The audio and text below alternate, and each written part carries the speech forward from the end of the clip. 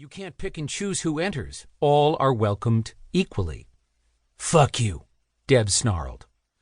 Fury shook his head as he bit back his natural caustic retort. Instead, he decided to handle it with biting sarcasm. Thank you so much for the offer, but while you do have a certain feminine quality in your demeanor and a remarkable head of hair that any woman would envy, you're far too hairy for my tastes. No offense. Dev curled his lip. Since when does a dog care about what it humps? Fury sucked his breath in sharply. I could go so low with that even the gutter would envy us. But I know what you're trying to do. You're trying to provoke a fight with me so that you can legally turn me away. He clenched his fists, and he made a show of struggling with what he wanted to do and what he'd promised to do.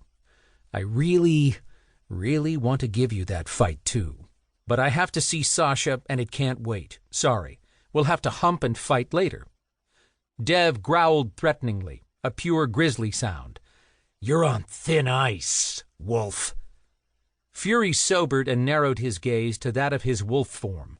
When he spoke, his voice was low and feral and filled with the promise of whoop-ass that was waiting if Dev wanted to continue this game. Shut up, sawed off, and let me in. Dev took a step toward him. Faster than Fury could even tense in expectation of the hit Dev was about to deliver, Colt was there. A head taller than both of them, Colt had short jet-black hair and lethal eyes. He put one large paw of a tattooed hand on Dev's chest and held him back. Don't do it, Dev, Colt said in a low, even tone. He's not worth it. Fury should probably have been insulted, but the truth had never bothered him. He's right. I'm a worthless bastard, fathered by a bastard, even more worthless than I am. You definitely don't want to have your sanctuary license pulled over the likes of me. Dev shrugged away from Colt's touch, which caused the sleeve of his shirt to pull up and expose the double bow and arrow tattoo on his arm. Whatever. But we're watching you, wolf. Fury gave him a one-finger salute. Then I'll try not to piss on the floor or hump the furniture. He glanced down at Dev's black, silver-studded boot. Your leg, though, might be another matter. Dev growled again while Colt laughed and tightened his hold.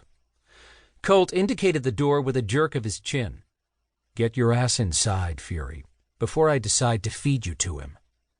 I'm seriously not worth the indigestion.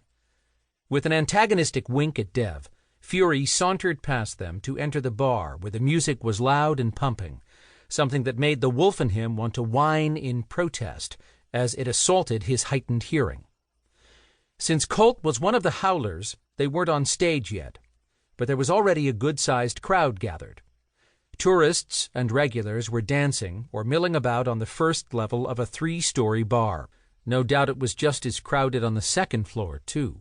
The third floor, however, was reserved for their kind only.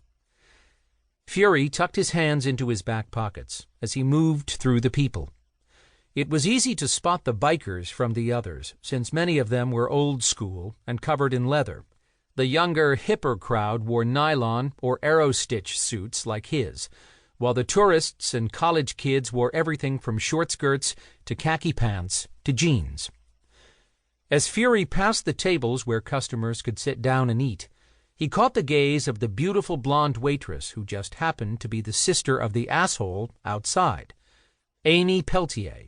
Like her brother, Dev, her long hair was blonde, and she was tall and thin, lithe.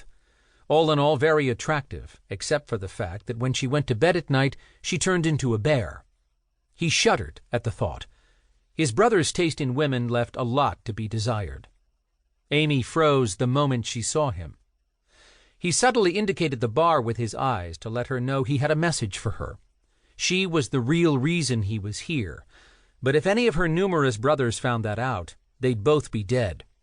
So he continued on his way to the bar, where 3 bartenders were making drinks. Since Dev was one of a set of identical quads, Fury felt like he was seeing double as another werebear came over to him. The only reason he could pick out Dev from his other 3 identical brothers was from the tattoo on his arm. With the other 3, well, he really didn't give a rat's ass about who it was. The quad narrowed.